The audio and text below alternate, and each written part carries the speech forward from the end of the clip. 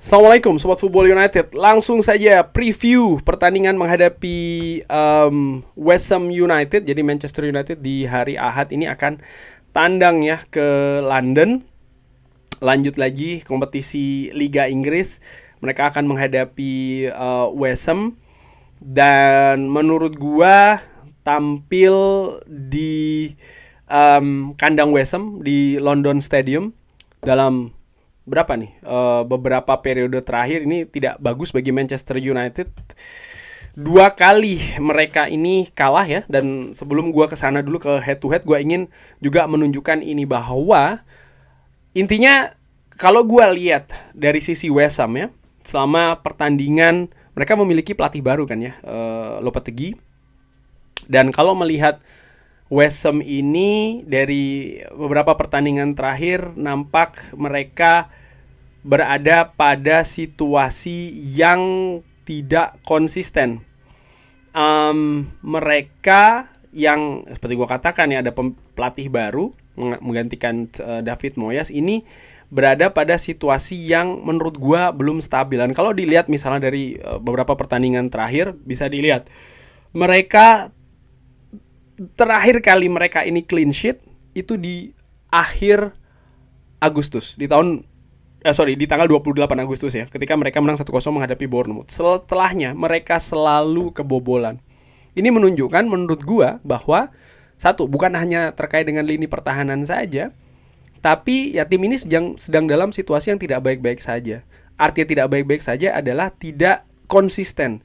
Yes, ketika mereka tampil di kandang sendiri menghadapi Ipswich mereka bisa menang 4-1. Tapi lihat ketika mereka tandang setelahnya mereka kena hajar 4-1 juga menghadapi Tottenham Hotspur. Dan di pertandingan tandang bisa dilihat ya, mereka kalah 4-1 menghadapi Tottenham, menghadapi Liverpool mereka kalah 5-1, sempat menahan Brentford 1-1.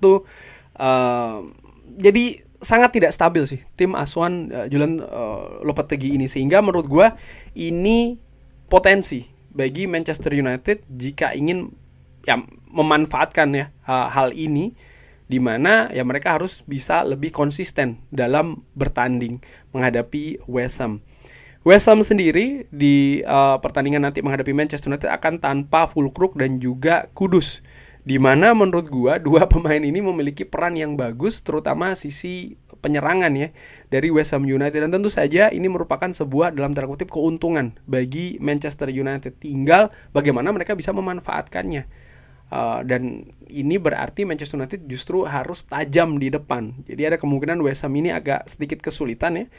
Kalau lini belakang Manchester United bisa tampil solid, mereka konsentrasi, tinggal lini tengah dan juga lini depan dalam mengkreasi peluang dan juga momentum serangan. Ketika menghadapi Tottenham Hotspur, di mana mereka kalah 4-1 di pertandingan terakhir, West Ham ini sempat unggul dulu loh, 0-1. Tapi lihat, mereka akhirnya kalah 4-1. Dan gua yang menyaksikan pertandingan tersebut di beberapa bagiannya ya, gua melihat salah satu kunci adalah jangan kendor.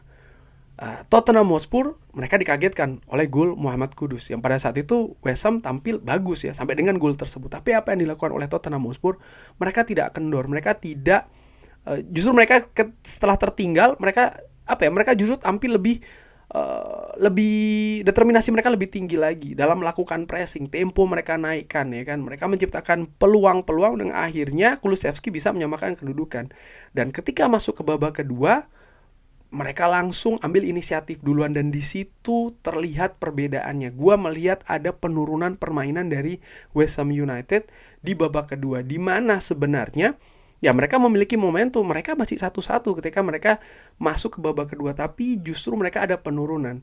Di sisi lain ini seperti yang gua saksikan juga di Manchester United di awal-awal musim ini ya, di mana ketika ada mereka mengawali pertandingan dengan bagus, tapi setelah ada dinamika yang berbalik, artinya lebih ke tim lawan ya, hal positif tersebut, Manchester United justru turun. Nah ini gue lihat masih sering terjadi di West Ham United, di mana kalau gue lihat hal tersebut justru semakin lama ada perbaikan di Manchester United. Emang masih belum sempurna banget ya, bagi yang ingin mengkritik kan belum langsung katanya begini bang, lu kocak. Enggak, gue juga paham, jangan khawatir, gue juga paham. Masih belum sempurna banget ya, masih belum level top. Tapi kalau disaksikan paling tidak dari gue, ada sedikit-sedikit perbaikan yang mengarah lebih positif. Semoga ini bisa konsisten. Dan sekali lagi ini merupakan kunci di pertandingan menghadapi West Ham. Kalau Manchester United justru bisa mencetak gol duluan ya, maka menurut gua West Ham justru akan semakin kesulitan. Ketika Manchester United yang dalam beberapa pertandingan terakhir ketika menghadapi Brentford misalnya, mereka bisa mendominasi, ini akan membuat West Ham berada pada tekanan, dan ini situasi yang sering sekali berujung jelek bagi West Ham United, dan ini yang harus dilakukan oleh Manchester United. Ketika menghadapi Tottenham Hotspur, Julian Lopetegui ini sebagai formasi di awal memakai 4-1-4-1. Ada area yang bisa dieksplor menurut gue di lini tengah. Yes, West Ham United memakai 5 gelandang di sana ya, tapi menurut gua justru di sisi flank nih, di sisi sayap ini bisa dieksplor oleh Manchester United. Manchester United punya Rashford dan juga Garnacho. Dalam beberapa pertandingan terakhir mereka tampil tajam, dan ini bisa dilanjutkan lagi. Ada Aaron Wan-Bissaka yang ketika menghadapi Tottenham Hotspur tampil bagus, tapi di sini keunikannya Aaron Wan-Bissaka ini menjadi bagian dari skuad Manchester United cukup lama, berada di bawah asuhan beberapa pelatih di Manchester United ya. Dan bukan hanya Aaron Wan-Bissaka yang juga sudah akrab dengan pemain di Manchester United, tapi juga sebaliknya nih. Para pemain Manchester United, utamanya staf kepelatihan, mereka tahu sisi lemah yang bisa dimanfaatkan oleh Aaron Wan-Bissaka. Dan kalau dilihat Aaron Wan-Bissaka tampil di bek kanan, maka sisi kiri dari Manchester United, apakah itu Garnacho atau Rashford yang akan ditempatkan di sana. Aaron Wan-Bissaka bagus dalam duel one on one ya, dalam defensif, tapi dalam attacking dia kurang begitu bagus. Dan menurut gua sektor ini justru harusnya bisa dieksplorasi. Gua tidak melihat dari sisi sebaliknya, justru titiknya adalah pada Aaron Wan-Bissaka untuk digempur terus-terusan. Kurang lebih seperti itu sih kalau gua melihatnya, itu adalah dari sisi sebelah kiri Manchester United. Dan kalau dilihat di 2 pertandingan away di London Stadium ya, seperti gue katakan di awal, Manchester United ini menderita kekalahan. Musim lalu 2-0, sebelumnya 1-0.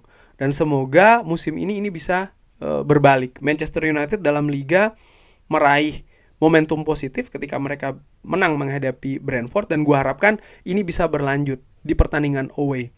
Dan kalau itu bisa terjadi, ya Manchester United bisa perlahan sih menurut gue kembali ke jalur positif, menemukan momentum, dan ini enak untuk diteruskan.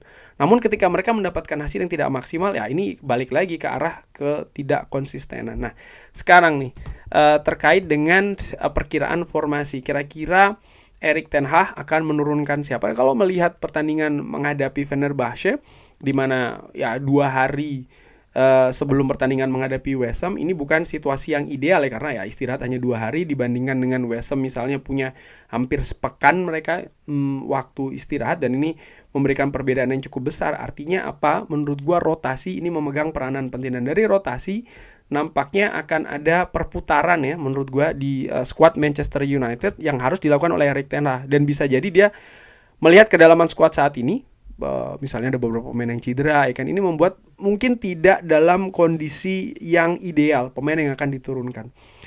Gua perkirakan atau bahkan gua inginkan ya Manchester United kembali lagi 4-2-3-1. Dalo Mazraoui kanan kiri, Dalo di kanan, Mazraoui di kiri, De Ligt, Martinez di lini tengah. Casemiro yang diberikan menit bermain terbatas ketika menghadapi Fenerbahce bisa ditampilkan dari awal. Ugarte juga ditampilkan dari awal ya, 2 pemain yang memiliki agresivitas tinggi. Dan kali ini nampaknya mengistirahatkan dulu Christian Eriksen. Menurut Christian Eriksen yes tampil bagus di beberapa pertandingan terakhir, tapi menit bermainnya terlalu tinggi. Dan kalau melihat jadwal dari Manchester United yang ketat, ya menurut gue mungkin Eriksen bisa dimainkan tapi dari bangku cadangan, tidak dari awal. Gue khawatir ada situasi fisik yang bisa membawa misalnya ke cedera dan lain-lainnya yang tidak diharapkan ya kan. Lalu Garnacho dan Rashford yang menurut gue di beberapa pertandingan terakhir tampil tajam ya, keduanya ini terutama ketika Rashford tampilkan di kanan, Garnacho di kiri. Garnacho menurut gue di beberapa pertandingan terakhir bisa tampil cepat, tampil tajam, percaya diri, tinggal harus diasah ketajamannya ya, momentum yang pas, kapan mengumpan, kapan dribbling, kapan shooting, ini bisa dilatih dengan diberikan menit bermain yang lebih tinggi lagi. Kembalinya Kapten Bruno Fernandes, gue harapkan ini bisa memberikan peran yang lebih tinggi lagi. Di beberapa pertandingan terakhir di awal musim ini dia masih sangat berjuang ya, tapi ketika menghadapi Brentford gue melihat ada permainan yang meningkat. Sayang ketika menghadapi Fenerbahce dia absen. Gue harapkan ketika Manchester United tampil di London menghadapi West Ham, dia yang tampil lebih fresh ya, ini bisa tampil di kapasitas yang lebih tinggi sehingga bisa memberikan kontribusi langsung di atas lapangan bagi permainan Manchester United. Dan di depan Rasmus Højlund yang juga diberikan menit bermain yang terbatas ketika menghadapi Fenerbahce bisa ditampilkan dari awal menggantikan Joshua Zirkzee. Untuk khusus Joshua Zirkzee ya, ketika tampil menghadapi Fenerbahce dia tidak tampil maksimal ya, ada terlihat betul kerjasamanya ini kaku ya kan, dia ada salah pengertian, salah umpan, tapi bukan berarti terus dia di drop, enggak. Menurut gua dia tetap akan harusnya diberikan, menurut gua secara dengan amatiran harus diberikan menit bermain, tapi tidak dari awal. Mungkin nanti ketika memasuki periode tertentu di pertandingan di babak kedua dia bisa diberikan kesempatan. Tujuannya adalah ya supaya dia bisa beradaptasi lagi di atas lapangan. Dan Rasmus Højlund diberikan kesempatan awal. Menurut gua Rasmus Højlund tampil tajam dengan tipe permainan berbeda. Ini memasuki musim kedua dari Rasmus Højlund, nampak dia lebih percaya diri dan gua harapkan dia bisa tajam ya ketika menghadapi Brentford. Luar biasa finishingnya, kerja keras juga dengan ataupun tanpa bola, dan gua harapkan ini sekali lagi bisa berlanjut di kandang West Ham. Melihat situasi dari West Ham, menurut gue ini ada momentum dari Manchester United. Tuan rumah tidak sedang baik-baik saja nih. Momentum mereka sedang tidak bagus menurut gue. Keadaan dengan Julian Lopetegui bahkan juga sering dikaitkan akan diganti dan lain-lain ya kan, karena bagaimana rentetan hasil buruk West Ham. Mungkin juga situasi dressing room tidak kondusif bagi West Ham, sehingga ini kesempatan bagi Manchester United yang mereka harus lakukan dari menit awal. Mereka harus fokus, konsentrasi, dan langsung mengambil inisiatif serta tajam di depan. Gue prediksi Manchester United bisa menang dengan skor 0-2. Tapi bagaimana menurut Sobat Football United? Silahkan drop di kolom komen. Terima kasih sudah menyaksikan. Jangan lupa like, share, dan juga subscribe.